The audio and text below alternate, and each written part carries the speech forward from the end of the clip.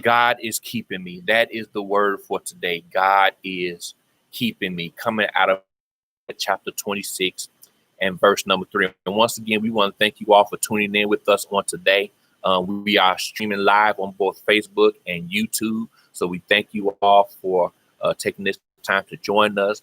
For those of you that have smart TVs, you are actually able to watch us on YouTube on your smart TV. Just make sure that you choose the YouTube channel on your TV.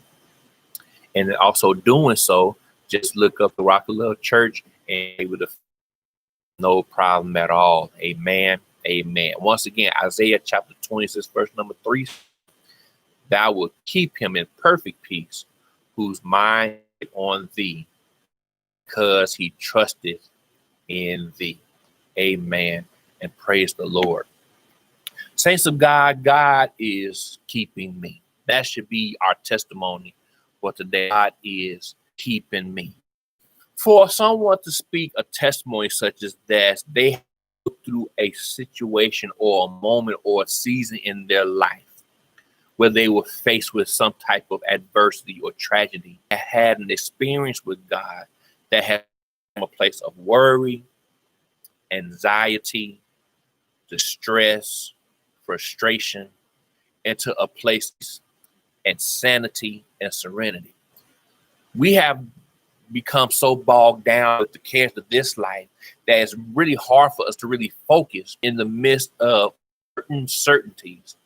We can still trust God that in the place things seems where we seem vulnerable, we seem like we're broken and crushed, and moments of uncomfort, God has the antidote for our anxiety.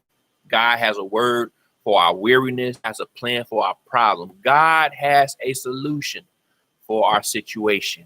And we need to learn how to look to God alone. But you're probably saying, well, I look to God at a time where I'm really feeling it, where I really feel that I'm bogged down. I may have the money, so have stress. I may have a good woman or a good man in my life, but yet I'm still feeling like I'm alone. I feel like that it's hard to navigate through this life. Even face is smiling, but my soul is hurting. When we look at the text, we're looking at a situation where someone knew how to look to God concerning where they were. There's so much going on in our world today that will cause us to take our focus off the one who is able to keep us from going astray. Only because we have the best relationship with him that will cause us to stick with him even when times get toilsome. I want to minister to someone on today to stay away from worry. What is worry? Worry puts us in a place where we're bogged down, where we're over things that we're losing control or have no control over. Worry it was supposed to be a place of security into a place of worry and doubt. Worry is that place where I don't know how to navigate. As much as I want to be free and to let go and let God, there's a part of me that wants to be in control, but because I don't feel I have that control, I feel myself concerned about everything. How is this going to get paid? How I'm going to make it through this season? How I'm going to get through this relationship? How I'm going to make it to the next phase in my life? Because it seems like we're losing control over what we thought we had control over. It's bringing us to a place where we don't know how to hold on. There's someone that's listening to me right now that's for them on today. When we're talking about worry, we're talking about a person that is bogged with situation on top of situation, with concern or turn, where there's no answer in light.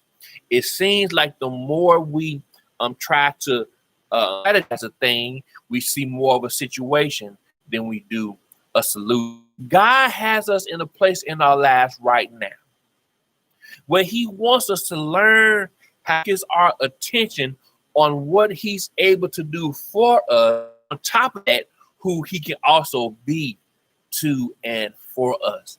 We have that, saints of God, that in the we're facing in life right now, we cannot afford to lose sight of the fact he made his promise that he would never leave us nor forsake us. We have to stay sourced in that Jesus himself said that, lo, I am with you always, even unto the end of the world. Even the word of God tells us that if God be for us, who can be against us? Amazing that the invisible God whom we cannot see, the potential of